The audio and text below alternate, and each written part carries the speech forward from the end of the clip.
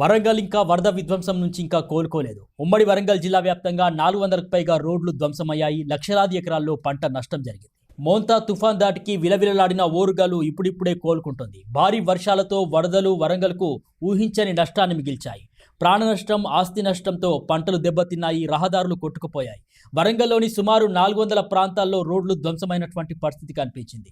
ఇక దీంతో పూర్తిగా రాకపోకలు కూడా స్తంభించిపోయాయి. అయితే యుద్ధ ప్రాతిపాదికన రోడ్డు మరమ్మతు పనులు కొనసాగుతున్నాయి. ఇక స్కూళ్లకు వెళ్లే విద్యార్థులు, అదేవిధంగా కార్యాలయాలకు వెళ్లేటటువంటి వారు, ఇక సామాన్యులు ఇబ్బందులు పడుతుంటారు కాబట్టి మరమ్మతు పనుల్ని వేగంగా చేపట్టారు.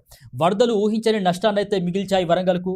ఇళ్లలో ఉండే గృహోపకరణాలు కావచ్చు, సర్టిఫికేట్స్, తినుబండారాలు అన్నీ కూడా వరద నీళ్లలో తడిసి ముద్దైనటువంటి పరిస్థితి కనిపించింది. ఇక కొన్ని ప్రాంతాల్లో బ్రిడ్జిలు కూడా కొట్టుకుపోయాయంటే ఈ వరదలు ఎంత ఉధృతంగా నష్టాన్ని కలిగించాయో అర్థం చేసుకోవచ్చు. ఇక హైదరాబాద్కు, కరీంనగర్కు కనెక్టివిటీగా ఉన్నటువంటి బైపాస్ రోడ్డు పూర్తిగా దెబ్బతింది. ఈ మార్గం గుండా నిత్యం వేలాదిగా వాహనాలు వెళ్తుంటాయి. ఆ రోడ్డు ప్రస్తుతం ఆనవాలు లేకుండా అయినటువంటి పరిస్థితి కనిపించింది.